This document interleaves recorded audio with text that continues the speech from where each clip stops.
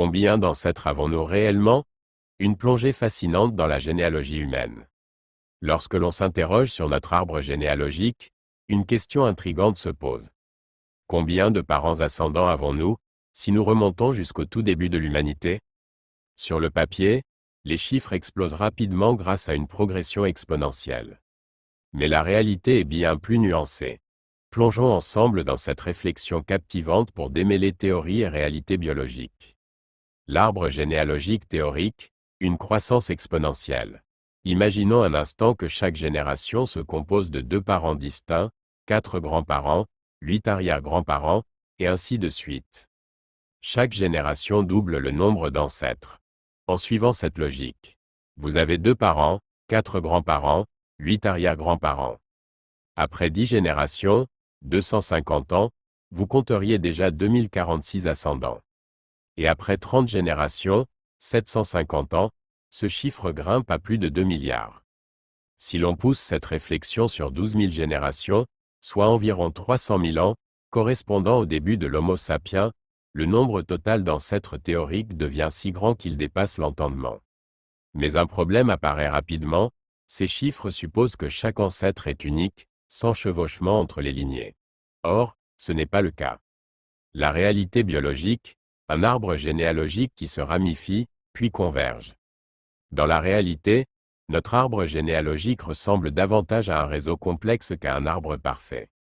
Voici pourquoi. Des ancêtres communs multiples. Au fur et à mesure que l'on remonte les générations, il est inévitable que des branches de l'arbre se croisent. En d'autres termes, certaines personnes apparaissent plusieurs fois dans votre généalogie. Par exemple, des cousins éloignés, plusieurs fois mariés dans une même communauté, peuvent partager des ancêtres communs, ce qui réduit le nombre total d'ascendants uniques. L'ancêtre commun universel, saviez-vous que toutes les personnes vivant aujourd'hui partagent des ancêtres communs? Selon les estimations, l'ensemble de l'humanité actuelle remonte à un groupe d'individus ayant vécu il y a environ 3000 à 4000 ans. Au-delà de cette période, quasiment toutes les lignées humaines s'entremêlent, formant une sorte de racine commune. Les goulets d'étranglement démographique, enfin, l'humanité a traversé des périodes où sa population a drastiquement chuté. Par exemple, après l'éruption du volcan Toba il y a environ 70 000 ans, la population humaine mondiale aurait été réduite à seulement 10 000 individus. Ces événements ont créé des goulets d'étranglement où l'ensemble des humains actuels descend d'un petit nombre de survivants.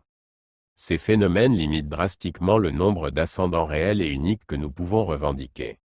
Combien d'ancêtres réels avons-nous alors? Si l'on tient compte de ces chevauchements et des populations réduites du passé, le nombre total d'ascendants uniques devient bien inférieur à ce que le modèle théorique suggère. Les chercheurs estiment que la population humaine totale ayant existé depuis les débuts d'Homo sapiens avoisine les 100 à 150 milliards de personnes. Parmi eux, beaucoup sont des ancêtres communs partagés par plusieurs lignées. Autrement dit, votre véritable arbre généalogique ne contient pas des trillions d'ancêtres, mais plutôt quelques milliards au maximum, et probablement bien moins.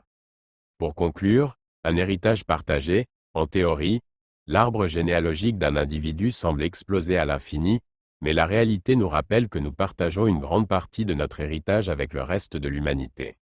Ce constat souligne une vérité essentielle.